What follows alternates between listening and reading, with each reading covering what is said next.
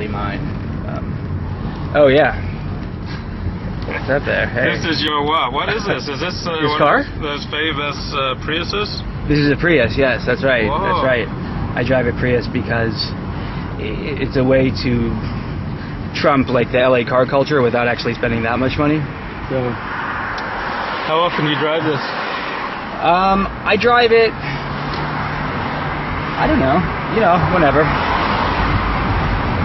It's all right. They're pretty good. They're probably not any good for the environment, and I'm not sure they actually save any money on gas overall. But the batteries are awful, and there's all sorts of environmental issues that were not foreseen. But it's a nice car. I like it. It's got it's good. And tell me about you and yoga. I hear that you can do some awesome positions. Oh yes. Well, I mean, awesome is relative.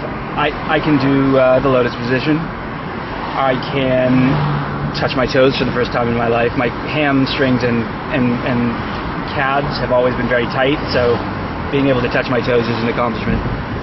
I can stand on my shoulders, which didn't take much work. So I guess I always was able to stand on my shoulders and didn't even know it. Maybe we should get in the right lane. Yeah, we will. Have you taken a lot of yoga classes? I've taken, about a year ago, I took 2 group yoga classes with my wife, but I didn't find them much to my liking. Too gay? No, it was just kind of, I don't know, I just kind of didn't get it. It was just like, I didn't really see the point of it at that time. But I applied the principles from the Alexander technique, Pilates, yoga, which I had read when I was 18. I went to India for about 7 weeks and read a lot of stuff about Hatha yoga at that time. Kind of absorbed a lot, and so the principles from that, from Pilates, from the Alexander technique, and just kind of Buddhist stuff that I'd read about ways to relate to your body, and I've been able to make some physical changes in the past couple months. My blood pressure is now much lower than it was. My pulse is lower. How's the sweating smoking? less. The smoking is still happening. I started again. I think I told you I had the worst excuse ever, which is that my father-in-law died of lung cancer, and that was very stressful for me. So I had to start smoking again. So I'm still smoking a bit, but that'll go.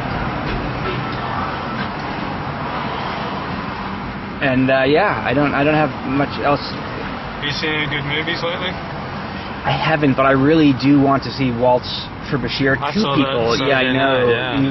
And you said it was depressing. No, but profound. Yeah. Excellent. Yesterday, 2 different people independently told me that I would do myself a favor if I went to go see it before it was out of the theaters. So I downloaded it on BitTorrent. And I will watch it. Well, this thing can accelerate to 45 miles an hour. Yeah, no, these things are under. I always said, like, well, this isn't a 4-cylinder engine, obviously, but yeah, small cars are underrated, like, for their really quick pickup, like, because they're not big. So even though they got a pussy engine, they can still move. But And what were you saying on Facebook today? You were saying about everybody should do something, and I'm trying to remember. Everybody should. You were promoting something on Facebook, something moralistic. I can't remember. I promote a lot of moralistic things. Usually my heart's not really in it, so I forget it very quickly. Yeah. What can you give me a hint? No. Just remember it caught my attention. In my status? You joined some group. Oh. Well, I join groups when I'm invited to join groups and causes. Yeah. And I mean, sometimes I will ignore a request if it really doesn't suit me. But I have a friend named Qasim, who is a Kuwaiti of Palestinian origin. His family was expelled from Kuwait after the first Gulf War. And he invited me to join a group called Save the Children. Okay. I didn't I joined it. I just assumed it was a Palestinian, what's going on in Gaza. He has friends in Gaza. So I joined that, but I didn't prescribe it to anyone, I don't think. Okay. So how do you feel about what's going on in Gaza right now? I know very little about what is going on in Gaza right now. In the past, I would have been All over it. all over it, but I know very little about what's going on in Gaza right now. So we're on our way to LimmudLA, a taste of Limmud. And this is your second taste, because you were at the bonfire. Right, the bonfire was Limmud. This is my second. Luke is taking me to my second Limmud taste. This is taste 2. So I've been going to yoga every day for the past 5 days. And how's that been? It's good, I like it. It's a nice place, it smells good. The ratio of women to men is about 3 to 1. It's very healthy. And What kind of... Because what kind of yoga is it? Because someone... Kundalini yoga. Why are you laughing? That's perfect. Why? What do you know about Kundalini yoga? Oh, come on. Luke, I'm a man of the world. I know plenty about Kundalini. I don't know anything about Kundalini. Really? Really? Do you know what It means the coiled coiled snake. serpent, but yeah, but boy, it means a lot more than that. Luke, you just telling me you just randomly happened upon a place called Kundalini Yoga. No, I was walking past this place for 10 years and I knew I needed to do yoga. But you just wanted yoga, it didn't have to be any... Right. And I went in and it smelled nice, it looked nice, and the guy was nice, and I took one class. And I said, if I sign up for the $1,000 a year option, I'll really save money, because I'll go to class every day and it'll only work out to $3 a day instead of paying $16 an individual class. So I put down my credit card and I'm signed up for a year. You are? You signed up for a year? Yeah, unlimited classes. All right, well, as long as you go, then you got your money's worth. So what do you know about Kundalini yoga? I'm almost hesitant to begin discussing while I'm driving, because I like to reserve a baseline portion of my attention for the road, and I'm afraid that if I start talking about Kundalini, I will have trouble doing that. Okay. But I respect that. yeah, but I will. We will discuss that further this evening. I'm actually blown away that you just kind of... I mean, there are a lot of yoga places, and I've never even heard of a place called Kundalini Yoga, but Kundalini is a... Well, it's called Yoga West LA, and it seems to be mainly peopled by Sikhs. So the guys wear turbans and the women cover their hair. Well, that's very interesting. And there's a lot of stuff about the breath and meditation, but everyone's really nice, and you go in there and everyone's nice to you. And there's nothing overtly sexual about it at all? Not that I can tell.